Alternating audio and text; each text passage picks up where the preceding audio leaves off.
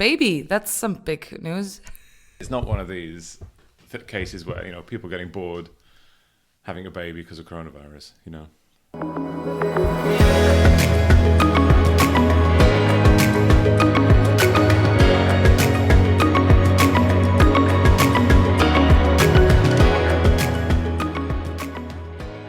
Hey everyone, and welcome to the Better Independent podcast.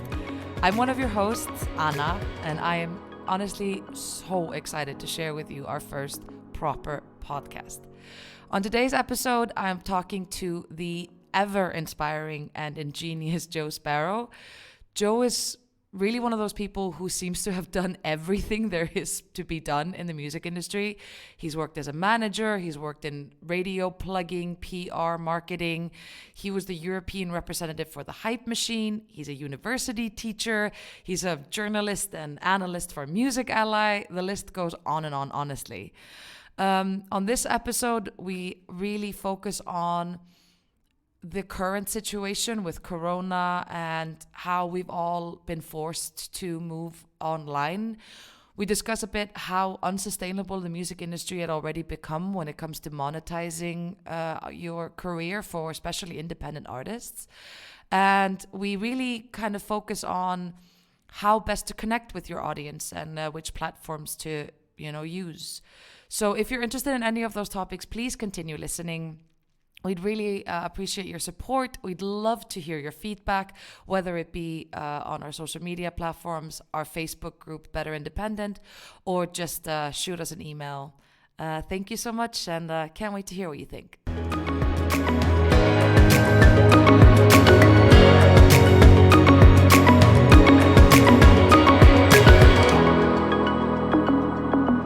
Okay, so I would like to welcome Joe Sparrow to the Better Independent podcast. Welcome, Joe. Hi, Anna. Thanks for having me. Very happy to have you here today. If we just start off with maybe you telling me a little bit about yourself. Who are you? Where do you come from? What the hell are you doing here?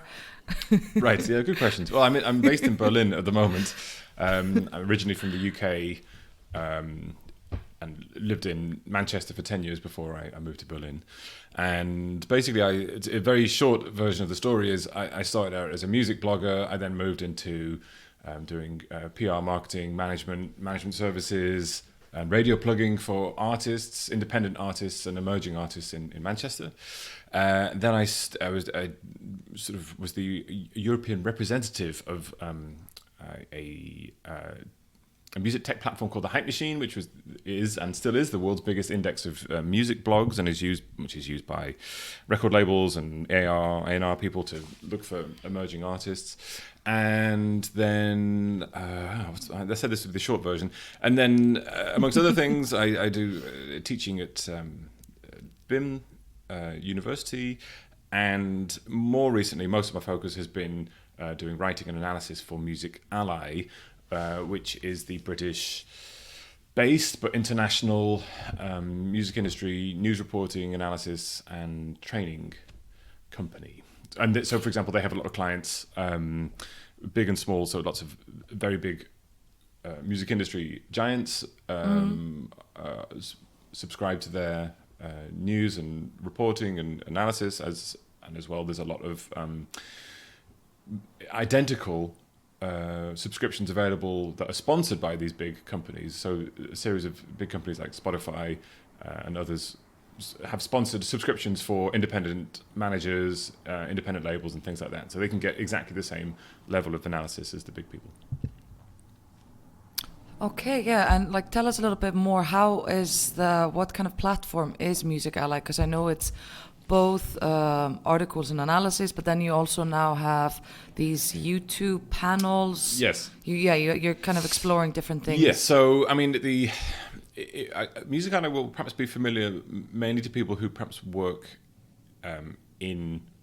when I say in the industry, they might work for a major label, they might work for a subsidiary, or they might work for a big publishing or a big streaming service, because a lot of those companies subscribe for everybody who works there, and they get a daily report. And perhaps the most well-known thing is the Daily Bulletin, which is published every morning at about 9 or 10 a.m. UK time, and it's not just a roundup of news of the previous 24 hours, but it's like instant analysis. So it allows anybody who subscribes to it to not only know perhaps what the 6 to 10 top stories of the day are that are meaningful for the music industry, but it will join the dots between what's happened before and what might happen next, and sort of go outwards as well. So it allows people really enjoy it, that one particular service, because it just provides contextual analysis for the whole music industry. So that's probably the most visible thing. And then the other thing that MusicAlly does is a lot of training. So if you're a music business and as an example, you could be a big label or a small label or a publisher or whatever, and you want to train your team very quickly on a new platform or a new app, perhaps like TikTok or something, for instance. There are virtual and in-person training services. And then, yes, of course, there are coming up soon, for instance, and we're talking in September, there's a report that's released twice a month called Sandbox, and that's focused on music marketing, and it's a very in-depth behind-the-scenes look at a number of different campaigns, again with analysis. And there's I think 2 or 3 times a year normally there are conferences in New York and in London for Sandbox, where marketing people come together. Of course, they're not happening, but they're happening virtually, so it's happening virtually this year as well. And then, of course, there's the TV show, which I also take care of, which is a sort of Zoom panel on, again, focusing a bit more on tools and workshops for people in the industry. And I also write a series of articles called the Startup Files, which is about music tech startups as well. So it's really working at the sort of, again, a combination of marketing, technology, and analysis for music business. That sounds extremely useful. It is. What do you say? What do you say about? Because I have this feeling when I talk to a lot of musicians, they feel like these kinds of platforms are made by industry people for industry people, and they're not very. They almost feel like sometimes the industry can be a bit condescending towards the artists, of being, "Oh, we'll take care of it. Don't worry." Do you feel like this is something different than that, or do you feel like this is very also industry by industry for industry? Right, there's two parts to that. I'll answer both. It is by industry for industry, in that it is aimed at people who actively work every day in the industry, and it will report on it from that perspective. So we're always looking at how things affect them on an industry level, day to day. But what we do a particular focus on, really, I guess, is looking at the bottom of the pyramid and seeing what's happening at the bottom to bring that up. And that, again, is, so we don't look at it just from the perspective, for example, of here's a huge deal that's been signed by a major label and a platform. We look at it in terms of what are independent artists, independent labels, independent practitioners doing that could influence what the big players are doing.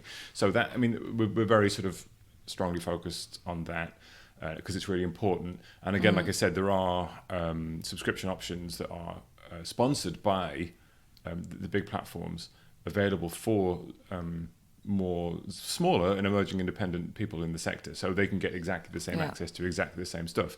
But so that's that side. So I think that, and that's the sort of the hard sell from MusicAlly. But I think in terms of you're the sort of the other side of that, which is, does the industry keep artists at arm's length from the nitty gritty of the business deliberately? I think for sure that does happen and has historically happened.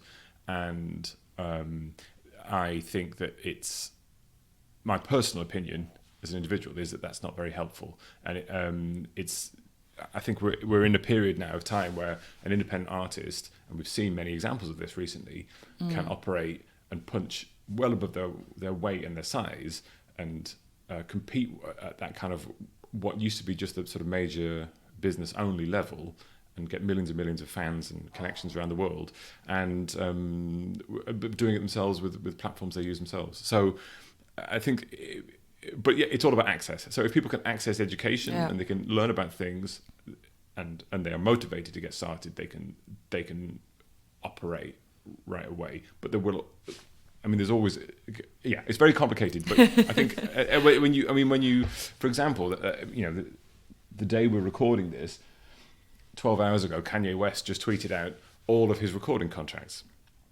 I didn't see that. Which, it only just happened overnight, and which obviously is an enormous thing, because artists never share these things, and so Yeah. he's just one of the major artists in the world. He's tweeted out all his recording contracts, and I've only skimmed through them, but it's fascinating to see how what relationships he's established Yeah. with major labels. And I think this is something that's very like true right now. I think there's a definite shift in the industry where not only the power structures are shifting, which means that a lot of the information that wasn't even available to artists to get themselves is now available via platforms like MusicAlly and a lot of other things. But I think there's also a shift in the fact that artists now need to start thinking this way more. I think, some decades ago, it wasn't even encouraged or it made sense for an artist to think of the business side of things. They would rather, the label would just take care of this, or they would have people to take care of this. While now the information is becoming a bit more available, things are becoming a bit more transparent. But also there is less of an infrastructure that catches you. You don't just get signed and there's a label that takes care of everything as much as it used to. I think. I think there's a few things here that I'm absolutely not shitting on the major labels and the big structure side of the business. It's really important. If you're Taylor Swift or if you're Katy Perry, you need it. Or BTS, you need that. You need enormous reach to tens of millions, maybe even billions of people, and you can only do that with a massive infrastructure of offices and people and connections in every country around the world that the major side of the industry has, and that's its strength, and that's good. And it's really good at doing that. But you're right that in the past, and this is not just the music industry. This is symptomatic of pretty much every industry in the world, and this is symptomatic of the change which has come in the last 20 years with sort of the rapid steps of development from internet technology, which means that everyone in the past was restricted. Let's use the music industry as an example. They were restricted by two things. One was the access to information, and in the past, the industry didn't want to share it with artists and tell them how it was done. They had because that gave them, and this is the same for every industry in the world. It gave the people who had the power access and control over those connections and power. That's the same with every industry in the world, and still is. And the other side to that is.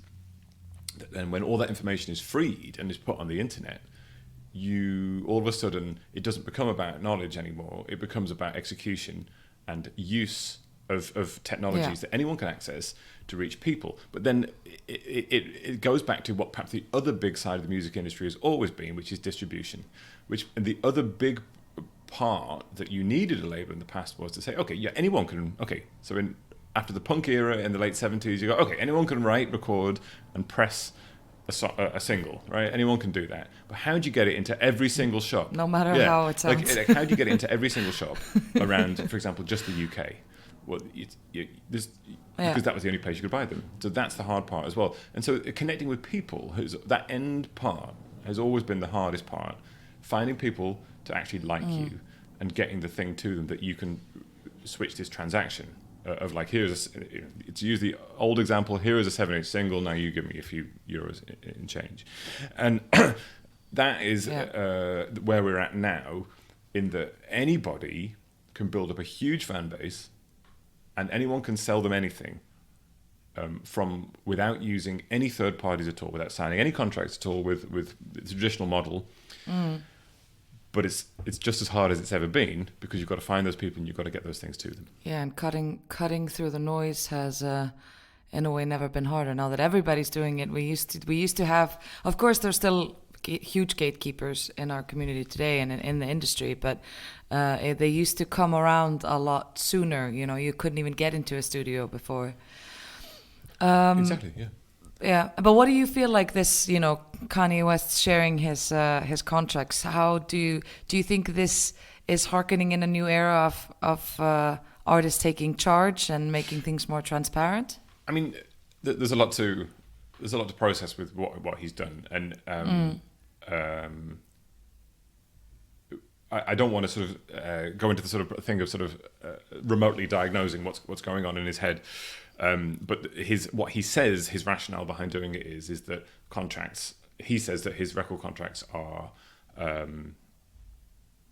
basically he's saying that he wants access to his master recordings, and he believes that artists should have access to them, and he's not being paid enough, and he doesn't have enough control over his own work, and so he's shared, remarkably, all of his contracts in order to show the world what he signed.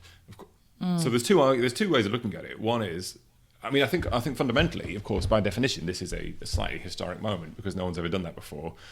Yeah, because they're current contracts that stand at the moment, So it's kind of remarkable in that sense, and it will make people, and it is making people already look at these contracts that Kanye has signed. An artist as big as Kanye, and say, right, this is what Kanye signed, and these are the restrictions placed on someone like Kanye. What does this mean? I'm not saying that his contracts are good or bad.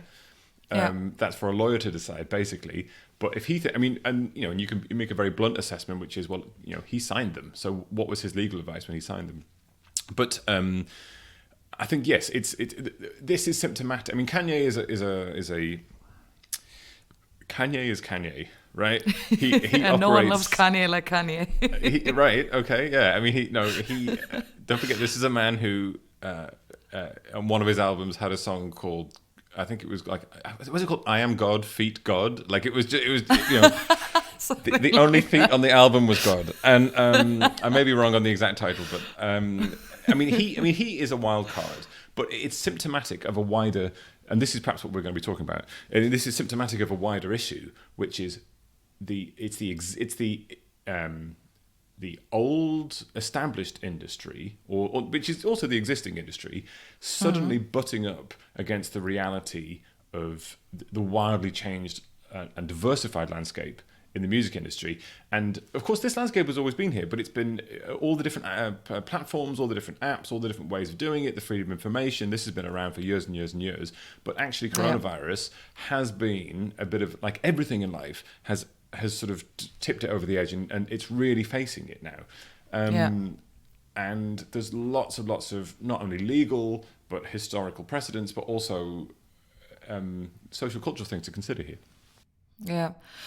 And that's something that is very interesting to look at, with Corona, because I feel like it's really put into stark relief how unsustainable the music industry in a way is, because we used to be so dependent on record sales. Then they went away for streaming, and then all the artists have been told, well, okay, you won't make money off people playing your music, but where you make money is touring and live shows.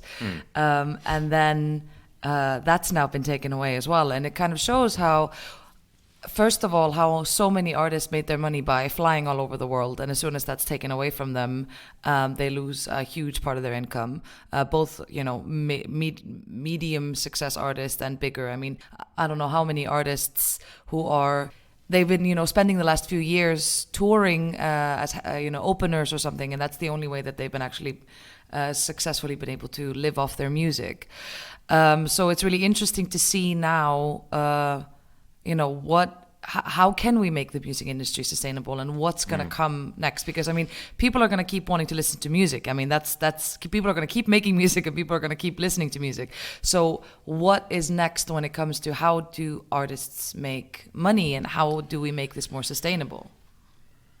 I think like a lot of things, like the whole world is reappraising how the world works at the moment on a social and societal level.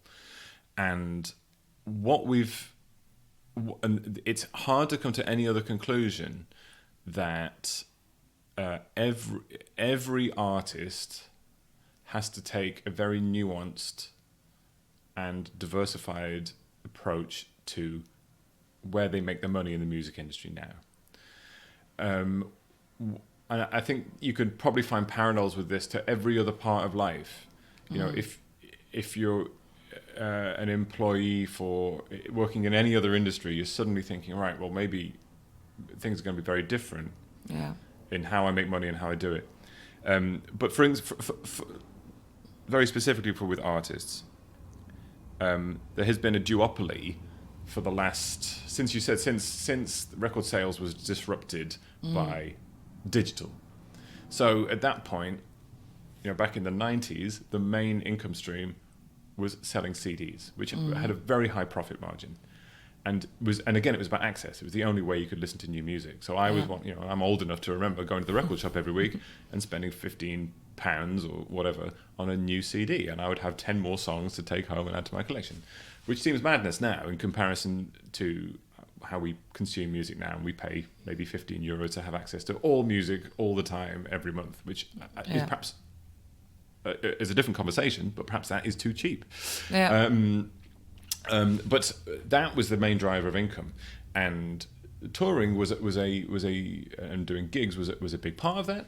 Bands need a lot of artists need to do gigs to develop as artists, and also as a marketing exercise, so that they can meet the fans and build a fan base.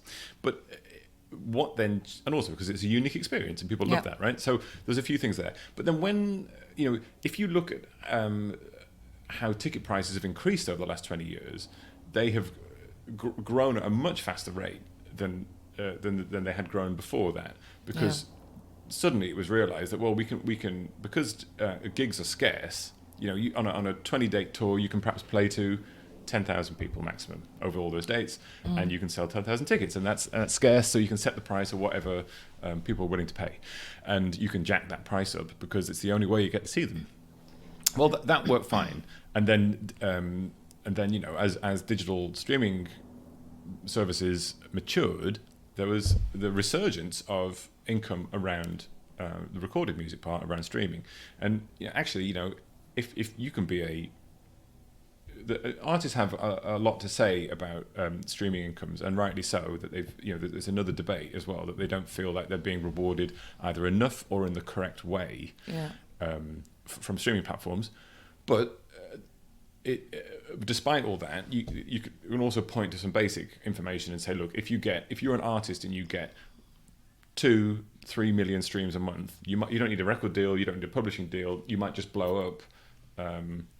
Might is the operative part there, but you can make thousands of euros a month from that, and that can supplement your live income. And people were quite happy with this duopoly of income from streaming like that and touring. And then you take touring away, and people have realised that actually they were very over-reliant on streaming, on touring, just as in the 90s they were over-reliant on CD sales, and the industry sort of fell apart a bit when that got taken away. Yeah. So you could say that the history has repeated itself here. Yeah. But what has replaced it is that we're now, instead of saying, right, well, we'll just have to wait for live to come back, and then we're back where we were. People are already realizing that is not how it's going to be. Even if we look, coronavirus is not going away, right? It's going to be around forever. The societal effects are not going to be as harsh forever as we sort of gain this sort of herd immunity through time, which is what happens with all these kind of infectious agents. But we really don't know how that's going to affect touring and big gigs and small gigs in even next year, So people are realizing that actually things have to be done differently. And the most fundamental part of that is they're saying, wow, being reliant on two forms of income for all of our careers is really risky, because if you take one away, you're left with less than half. Even if they're 50-50, the best situation is you're left with half. And so what people are looking at now, I think the sensible people in the music industry, whether you are a superstar or an emerging artist, is more than two income streams. Yeah. And this is something I find very interesting, that I read an article the other day talking about how there is no such thing anymore as an independent artist, because artists are now interdependent on getting their income from various streams. And in a way, many artists are not independent because they're interdependent on, for example, Spotify. They can't really make their money without Spotify. And now there's this kind of conglomerate that owns that.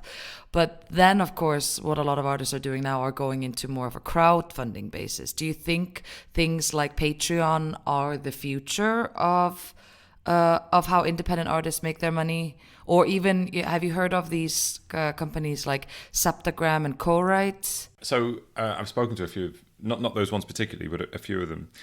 I think these are examples of, it's my opinion, that an artist starting now. So if let's start from the point of, let's say you're an emerging independent artist now. You don't have any contracts with anybody, right? Necessarily, or you don't have a traditional contracts of record label publisher, for example. They're in quite a good position because they can start to build the portfolio of income streams for their whole career going forwards. Now it's more difficult. It's as Kanye is finding. Once you've signed all those contracts, they kind of tie you in. That's what they do, you know. And again, whether that's right or wrong or what it means is a different conversation. But he's going to find he wants to do all these things I'm about to suggest, and he may find that it's more difficult for him, or at least he has to share revenue from it because of the contracts he's signed. Yeah. But if you don't have any contracts signed, you're an emerging artist, I think you're in an excellent position. It still doesn't mean it's not going to be hard, but what it means is you can future-proof yourself and build, and you can see growth happen. You know, in the past, when you talk to emerging artists and you say, well, what are your growth options? You know, at the beginning stage, growth is the only thing that counts. You need fans, you need people to be excited in you, and then you need to find a way of getting them to give you money in exchange for what you do. And in the past, it was, well, you can play live, you can sell merchandise, and you can hope that streaming picks you out and puts you on a playlist. And now there's so many more options. And I think that so what you were saying about these Patreon-like support platforms, yes, they are not the future, but they are a component of the future. And I think any artist should look at, for example, obviously put your music on whichever streaming platforms you're comfortable with and try and get people to engage with them, because that will make you money, because it does. When touring is a possibility again, yes, of course, play live and sell merchandise. That makes sense. So do that if it makes sense for you as an artist. But this is the other point. You need to now, as an artist, figure out exactly what makes you an artist. Because if you're not an artist who wants to tour and doesn't feel best in a touring environment, don't do it. That would have been like 12 months ago, that would have been heresy. Like, you have to tour to make money. Yeah. But now, actually, you don't. I don't think you do. And I think what we're going to see is artists being more real and more sort of really what they are, because now they have all these other options. So, for instance, Patreon-like support channels. There's some really good ones that are bubbling up. There's one in New York called Ampled, and I was spoken to them, and basically it works like Patreon. You build up a fan base somehow. It's your choice. You can do it wherever you want, whatever platform. You can take, if you've got followers on Instagram, you can bring them across to another platform and say, right, if you're a real fan of me, pay me a minimum of €3 a month as a subscriber, and I'll give you exclusive content. I'll send exclusive videos. I'll give you shout outs. I'll show you behind the scenes. I'll send you mixes of demos. All this extra content. If you're a real fan, you'll want that, right? You want that. And you pay a minimum of, let's say, €3 a month, but actually people, if they're a real fan, will pay maybe 10 times that. Yeah. And all of a sudden, because they want to support the artist. And so that's one example. And another example is, I'm really interested in not in this sense, but platforms like OnlyFans, which are essentially how can I best describe this in a family-friendly way for your podcast? It's essentially like a paid for Instagram for adult entertainers, right? Exactly. So, very well put. Yeah, thank you. So you subscribe maybe €5 a month, $5 a month, and whoever you subscribe to will give you content that's only available on that platform, and you can only access it by paying. And then once you're in the platform, you can get upsells. So you can say, okay, here's €20, €50 for a personalized video or photographs for me. Now that platform, OnlyFans, is not just for adult entertainers. You know, Cardi B's been using it recently, and I think that was a bit of a sort of marketing story. But I think platforms like that allow paid gatekeeper access to unique content or special content or superfan content is absolutely the way to go. Because if you've got superfans, you're not just milking them. You know, they want to support you, and this is quite a big change, I think, in fan culture, in that they, you know, for 20 years or let's say 15 years, people have been trained by just their behavior to think, right, the way I consume music and support artists is I put, you know, €10, let's say, into the streaming platform every month, and I access all the music and I play all my favorite artists. Yeah. And now they're finding out how that money actually reaches the artists, and that when you take direct payment away, like through ticketing for gigs, they're like, well, okay, how I really want to support these artists in a more direct way. Yeah. And so these platforms are direct ways of doing it. So, and then, for example, so that's two sort of examples. And then on top of that, I think that's when we move into other platforms like live streaming. And I think artists should be using live streaming platforms that are like that. It doesn't have to be Twitch, but because there are platforms like Sessions. You buy then hearts, like on Twitch you buy Twitch bits, which is the virtual currency. You buy hearts on Sessions, and and they cost, I don't know, like 400 hearts costs €5 or something, and then you pay. You leave hearts in the comment stream next to the video to show your support, and the people who leave the most hearts are shown as the top fans at the top. So there's a reward for fans, there's a reward for artists, and you're supporting the artist in what they do. Now that already is, I mean, they're all very similar to the old duopoly of recordings and performings, but actually when you look at the different ways of splitting that support, it makes so much more sense. And that's before we talk about selling merchandise online, selling virtual digital blockchain merchandise that doesn't actually exist but is limited in number. These are all ways that artists can monetize themselves as artists. Podcasts, an artist can do this is the thing, once you've got an audience as an artist, I think a modern artist should immediately find out what are the things that make me as a personality, quote unquote, and as an artist. And then you should open up new streams of revenue and creativity that allow monetization. So if you're an artist and you love gaming, start a Twitch channel which has you gaming and talking about your music, or just talking about gaming, and all your music fans who are also gamers will come across to Twitch and give you money. And it's already happening. There's loads of musicians doing that. I think the key then is for emerging artists is two things. They have to know exactly what kind of artist they are and how they communicate, and they need to build that fan base. But what do you say to artists who say, I'm a musician, I make music, I'm not a business person, I'm not a marketing person, I'm not a social media expert, I just want to play my songs? I would say that they are wrong, because they just haven't found the platform that they like yet. Because if they're musicians and they just want to play songs, right? I get that. They just want to create music. Well, on one hand, there's a huge infrastructure in the music industry that's been established for 100 years to support that, right? Yeah. That's what the recording and publishing industry does, and the live industry. So they have all that already. And if they get a good or a bad contractual agreement in that space is kind of up to them. But you could argue that framework exists for them. However, if they want to retain as much control as possible, and I empathize with this, because a lot of people say, look, I really love making music, but I hate Instagram. Yeah. Well, I hate Instagram. I hear this all the time. Yeah, all the time, right? So what I'm saying is the great news now is don't use Instagram. Use a platform that you enjoy. Yeah. And it doesn't have to be a music platform, just like Instagram isn't a music platform. True.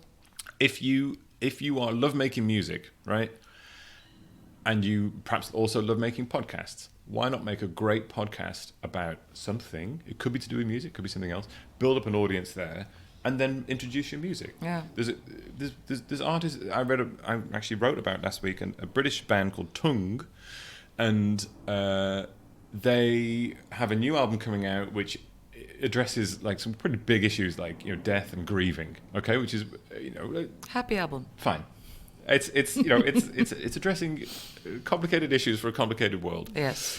But what they did to, not as just a marketing ploy, although it works as marketing, is that they also recorded a 12-part podcast which talks to people, other artists, other musicians, non-musicians, about grief and how they dealt with it in life. Interesting. And because that they own their music, because they're independent, they can use their own music from the new album, which is also about death and grief, in the podcast. And so they're bringing their music to a new audience, and an existing audience, because their fans will listen to it anyway, right? So that they bring their music to a new audience. It ties in very, very closely with the topic of what they're addressing in their music, with what they're addressing in a different field. You can monetize a podcast if you want, but actually what you're doing is you're also dragging people across. You can sell merchandise, you can sell the album, you can sell tickets for virtual events. Once you've got the audience, you've got all these tools at your fingertips. So I think for people who say, look, I hate using social media, what they probably mean is I hate using the established social media, and they need to find the platform they love, and they are out there, and they just need to find it and either make fans there and take them across their music, or take the fans they've already got on their music and bring them across to a platform which they will, their fans probably hate social media too, and they would prefer to meet in another sense somewhere else. It doesn't mean it could be anything. It could be a WhatsApp group. It could be anything. Yeah, I think that's something we're definitely seeing. For example, an artist I'm a big fan of, Amigo the Devil.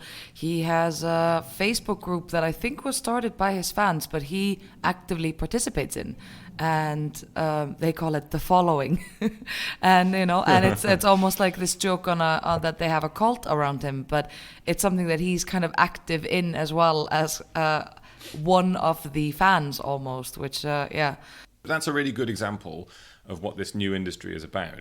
And I guess the music industry has always been about this to an extent. It's been about creating great music, but it's also been and creating an artist persona, whatever that is. But it's also been about access, giving fans access to that music and that persona. So the simple example is, in the past, your favorite artist, the only way to get access to them in the past was you buy a ticket to see them live, and you see them in the flesh, and they're sweating on stage, and you're sweating, and everyone's sweating and having a good time, right? And that was the sweating is not essential, but it's important.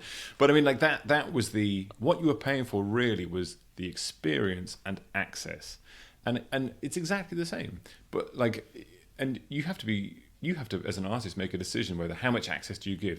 Are you one of those artists who gives constant access, is in the WhatsApp group all the time talking, or do you do it occasionally? So it's like Return of the King, but whatever it is, you've got to give the artist access, because that's what all these tools are about. Like OnlyFans or an equivalent for the music industry, whatever it is about having extra access. Yeah, there's public access available on Instagram and Twitter, but actually what that does is it builds up a big fan base of tens of thousands, and then it says, okay, if you're a real fan, jump across to OnlyFans, where we're talking and we're sharing the interesting stuff, and you can't get it here. Yeah, and people will pay for that because they want extra access, and it's the same as it ever was. And I think this is something that's very important. Exactly what you were saying. This, figure out who you are and what you have to say, because I think that's also happening with a generation that is more and more media savvy. People are starting to see through things a lot quicker, I feel. I think I understand the skepticism and the not wanting to be controlled by the man or whatever that I think a lot of artists put into all of these things. I don't want to have to dance around for some people and to get some coins, but that's kind of what you're doing anyway when you're an artist. I mean, if we break it down, you're creating something, but if you want to live off it, you're making something, and this just gives you kind of the power to be able to do it exactly how you want. And the more authentic you are, the more true to you are, the more maybe niche you will become. But also it means that then there will be fans out there who are like you, who like the same things as you, and then will become super fans. You're exactly right. I think that's a good point. And it's really about this recognition. There's a few things happening. Just as fans are recognizing that they have to do more than pay a subscription fee every month to support their artists. They have to engage them in different ways. They have to, watch a live stream and leave a tip via PayPal. It's a very simple way of doing it. You live stream for free on YouTube and keep saying to people, hey, if you like this, leave a tip because I'm doing this for you for free. Yeah. And people actually do that. You watch a busker for a while in the street. If you watch for more than 2 or 3 minutes, you feel compelled, you feel a bit guilty if you don't leave a coin in the hat, and you should do it. And people are like that. And the flip side of that is that artists are, and if they're not doing this, they need to get better at this. They need to be much more comfortable at directly going to their audience saying, hey, pay me. Yeah. And because they're performing for it. Like in any other industry, you make a performance, you ask for money, no one gets, uptight about it. I think part of the key to that, of being comfortable, is finding a platform that you enjoy, and then you don't feel bad about it. If it's a platform you feel comfortable on, and you're communicating in a way that you feel comfortable because you're being your authentic self, then it will be much easier for you to say, hey, hit the button on the side of the screen and leave me some money. Yeah. And that's what things like, as a very obvious example, Twitch does. The gamers who just stream themselves playing games all the time on Twitch are making a fortune when they have a big audience, because their fans are super fans, and they will just like keep hitting the tip button to leave the money. Yeah. And because they want to support them, they want to show their support. So that kind of demystification of the income process is really important, because it means that fans and artists are much more open about what they're providing and what they expect in return for it. And I'm talking both ways. Yeah. Because if fans make a payment, they want all the other fans to see that they've left a special, they've bought like they've left a tip of a certain size or whatever, so that they can be shown as a super fan. And so they get rewards both ways. Yeah, and I also think that, speaking personally, I would feel more comfortable if an artist I really appreciated. I would feel like I had contributed more if I would give them 10 euros on Patreon or on one of these things. I would feel, oh yeah, the money's going directly to them, rather than buying an album, not knowing what percentage of that the artist is actually getting. And this is something that, of course, people who work in the music industry need to get paid as well. And if you're signed to a label, of course, there's a reason the money goes elsewhere. But it kind of makes me feel like, I give myself a pat on the back going, well, I supported them directly. Like I feel like I handed them money, myself. That's 100% correct, I think. And again, it's this wider understanding now from fans, like you say, people who are digital natives and have grown up only under, like since 2000, only under this this system, completely realize now. Like for example, when people share, there are some artists who share how much they make from 1 million streams, and I think it shocks a lot of fans. Again, I'm not necessarily criticizing label agreements. I'm not necessarily criticizing streaming platforms, but I think people are shocked when they learn that they pay 10 euros a month, and then they first of all they see how much artists get paid per stream. Well, I think that's always a bad figure to focus on in some ways, because that's just a measurement of how much money has gone in the system. Yeah. So if fans don't like how much artists get paid per stream, they need to pay more than 10 euros a month to a streaming platform, frankly. And the streaming platform needs to ask for it, and everyone needs to be okay with that. That's very complicated. But I think the thing that they do is surprising to people is that when they pay 10 euros a month and they go into Spotify and let's say they only stream their favorite artist for a month, they'd be surprised to learn that their 10 euros does not all go, or the percentage of it that gets paid out does not all go to that artist. Yeah. It goes into the system, and that artist gets paid a percentage according to how big they are on the platform. Yeah. Well, people can't really understand that very easily, whereas they can. Again, I'm not criticizing that system. I'm saying that people kind of look at it and go, oh, right, but I just want to give my favorite artist 10 euros. And so they find another way to do it. And I think that is transformational, because it perhaps goes back to what we were saying at the start, which is there was this sort of black box approach to the music industry where fans put money in at one end and get something out, and artists get money out at the other end, and something happens in the middle. Yeah. And there's lots of reasons for that. I'm not saying that the industry has been deliberately hiding things from people per se, but it does mean that now where you can stream an artist's songs on a streaming platform and not really know how much of your money goes to them, and not know what their percentage split deals are with all the people they've signed contracts with, but then you can hop over to their Patreon page and give them 10 euros a month and know that Patreon take a clear fee of however many percent, and the artist gets the rest. Yeah. And you get something in return. Now that's quite a big paradigm change, and it's a bit like the merchandise stall. Like artists who make and sell their own merchandise. People understand that. I'm paying you. You finish the gig, you walk to the merchandise stall. The singer comes from the stage, stands behind the merch stall, and sells the merch that they've made themselves and are selling. And you know that when you pay 15 euros for a T-shirt, okay, there's manufacturing costs, but you know that the money is basically going into their pocket. Maybe some to the venue as well. We know that there's other things going on, but that's clearer. Yeah. And fans like that because it's direct. Exactly. They like directness. Yeah. And these platforms that we've talked about promote directness, And fans don't just love it because they get individual things on individual platforms, different experiences, they love it because it's direct. They know the money is pretty much directly going in their pockets. Now, that's a big change for the industry. And well, 2 points here. I'm really recommending to emerging artists that they build up an audience and start, when they have enough fans, monetizing them in this way and building up, support of super fans. Even if you've only got a few, if you've only got 10 super fans paying you €10 a month on a Patreon-like service, that's €100 you didn't have. Very true. And you can give, and it makes it worthwhile for you to make unique content for them, because they will drive more people to it. Yeah. But for bigger artists, I don't know, if they set up a Patreon and give fans something in return, does that mean under the conditions of their contract that they have to share that income with,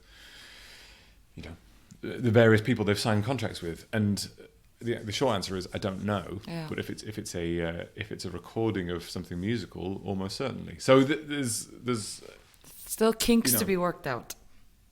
For sure, but I think any artist can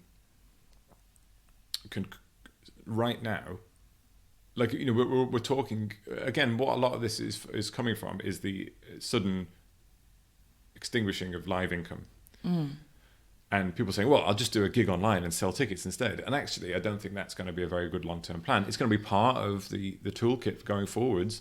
But if you're a small emerging artist, are your fans really going to pay €3 to watch you stream from your bedroom? Yeah. Or are they going to watch a free stream and will they have more fun, like tipping and leaving payments at their favorite song? Or if you say, hey, you recognize someone in the audience and say, hey, thanks for coming, I saw you last week. And they go, oh, hey, and they leave you a tip in return. Yeah.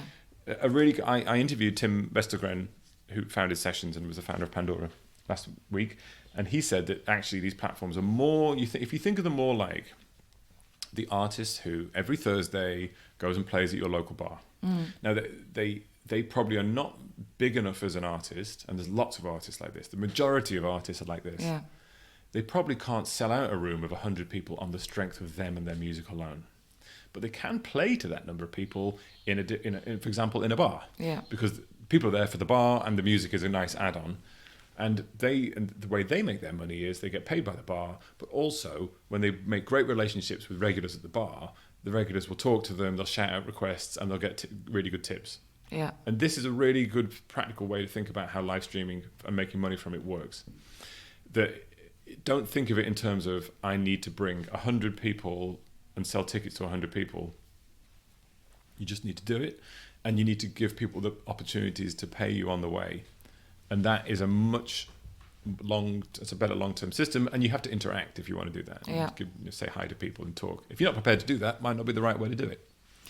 But I think all these tools exist right now, and people can get started and start bringing in significant money. Because like the person who plays the bar, you might not be able to get 100 fans to your gig. You might not be able to sell 100 tickets. We know, Anna, you and I know how hard that is. We know. To work with a band and to try and sell 100 tickets at €5 each. Yes. It's really hard. But if you have the whole world to aim at, and you can sort of, over time, bring people in, it's plausible that you could have 100 people watching you from all over the world, all sort of saying, "Oh, I'll leave a tip for this. I like this song; it's pretty good." You couldn't do that in your local city. Very true. All right, so to kind of wrap up this very informative hour, if you would just say like top 3 things. If I'm an independent artist, I have some music, but I have no contracts. I'm not bound to anyone. I want to take advantage of what's going on right now. What would you say are the top 3 things I should focus on or steps I should take? I think, so I think you should at least be honest with yourself and say what platforms, like when we talk about platforms, I'm not doing this because I'm obsessed with using digital technology, but it's just the obvious way that we have to communicate with the world, right? So exactly, especially right now. especially right now, and going forward, they are not going to go away. Live streaming isn't going to go away. For instance, it's live streaming performances are a different type of performance, completely different type of performance to a live gig where you pay a ticket to go into a room. So they're going to augment that. So there's potentially more income streams. I think there's more money in the music industry that's about to be unlocked. So there's more money coming. That's good. But to do that means you have to be honest with yourself and say, right, what kind of artist am I? And that also goes a little bit further back and says, right, what person am I? If I don't like using Instagram, consider not using it. But you have to you have to build an audience and engage them somewhere. So where would you do that? If you're a gamer, maybe you build that up. Maybe you've already got an audience on Twitch that you can leverage across to your music. Maybe you've already got an audience on any number of non-music platforms. Why would you base you don't need to base your fan base around a music center. It can be around anything. But you've got to find a place that is home. And that home has to be accessible to as many people as possible. And you bring them in by doing whatever you do at that home. So if you like sharing photographs, sure, do it around Instagram. Could be about photographs of anything, flowers, anything that you want, that you enjoy photographing, right? And then you start bringing in your music and introducing this and building your fan base up. And you as a personality, as an artist, become not just about this thing. You're also, hey, I'm a musician as well. Yeah. Or you can go the other way. You can be a musician and say, hey, I'm a photographer as well. And then you've got two interest groups. And then you've got to feed them. So that's the first thing you have to do as an artist. The traditional way is like going and doing gigs and slowly grinding away and building up fans that way and bringing them across to selling them recordings or whatever. You can't do that, right? So you have to do it, but you find a way that is meaningful to you, and the fans will recognize it. Yeah. And if the fans recognize it, they will want to support you with money, hopefully through the payment systems that platform has. If those platforms don't have payment systems, you want to quickly move the superfans across as much as possible and be persistent and say, look, if you really want to engage with me, come across to my Patreon, Ample, OnlyFans page, whatever, where you pay a monthly support fee. Bandcamp do this as well. And Bandcamp is a brilliant platform we haven't even talked about, where you can bring in supporting fans around a release, around an artist, and bring in support. How does that work differently than? Well, in Bandcamp, okay, you put me on the spot. I mean, I think we don't have to go into it. If you go to a Bandcamp page for an artist for a release, it will say beneath the release, it will have the images of all the people who've supported that release. Now that can be maybe they've just bought the record and that's supporting the creation of the record, or it could be that maybe they've supported in some other way by buying a merch bundle that funds the release of that record. So essentially, what fans really want to do, you must recognize as an artist, fans actively want to give you money to support you to do the thing that they love. So you have to identify what it is about you they love. It might be your music, but it might be also your podcast, or it might be something else, or it might be a combination of the two. So find that thing and give those fans a way to give you maybe a monthly support and make it flexible and say, okay, minimum support me for €3 a month, you get the special stuff. Yeah. But when you set a minimum fee, you will find that a certain percentage, and a surprising percentage of fans, will pay you a lot more because they really love you. Exactly. And then the third thing that I would say is, again, this is about platforms, is to diversify a lot, and beyond.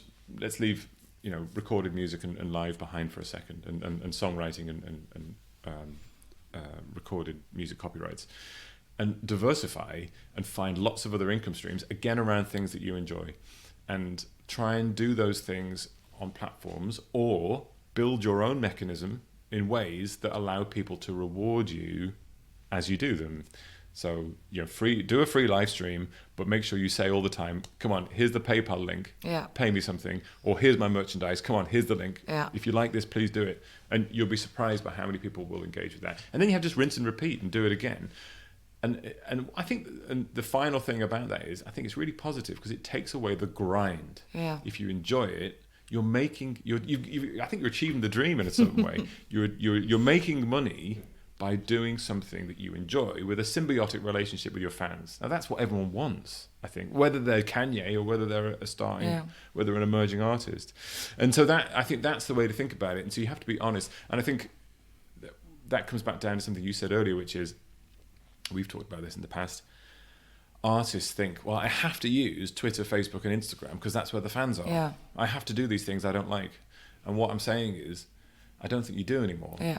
If you don't want to use those platforms, it's like artists end up chasing the audience, going to where the audience is, and then they end up producing music for that audience because that's where the audience are. Yeah. But actually, shouldn't they be making the music that works for them, and then providing that music to people who also want that music, rather than, because you can end up in this trap of saying, right, if I make these kind of songs, I get loads of streams on Spotify, so I'm going to keep making these kind of songs. And are you then really making the art you want, or are you just making music because it feeds the machine? I mean, you can do both. I don't mind. Whatever you're happy with, do it. But if you want to be that artist who wants to make meaningful art to you, you have to not chase. I think you have to look at it from the other way. Yeah. Identify what it is that people like about your art, find where those people live, and monetize them there. Yeah.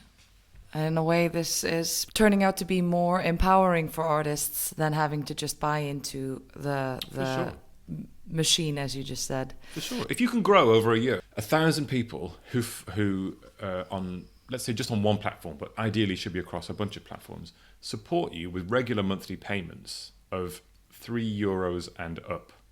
Okay, you're going to make more than 3,000. If you, let's say